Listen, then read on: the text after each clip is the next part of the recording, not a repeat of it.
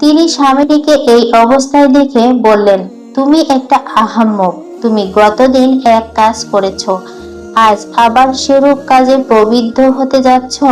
তোমার জীবনের কোনো নিরাপত্তা আছে কি?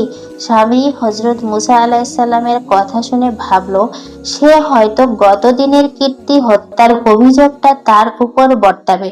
তাই সে নিজের রক্ষার জন্য হযরত মুসা আলাইসাল্লামকে বলল, তুমি গতদিনে একজন কীর্তিকে হত্যা করেছো, আজকে আবার আমাদের ঝগড়ার সুযোগে আরেকজন কীর্তিকে হত্যা করতে এখানে এসেছো। এই কথা শুনে সেই কীর্তি লোকটি হযরত মুসা আলাইসাল্লামকে বলল, তাহলে তুমি গতদিন হত্যাকাণ্ড ঘটিয়েছো, তোমাকে পুলিশ অনেক খোঁজ করেও পায়নি, আজকে আবার হত্যার ষড়যন্ত্র নিয়ে এখানে এসেছো। আচ্ছা, তোমাকে দেখাচ্ছি। এই বলে সে ফেরাউনের দরবারের দিকে দৌড় দিল। হযরত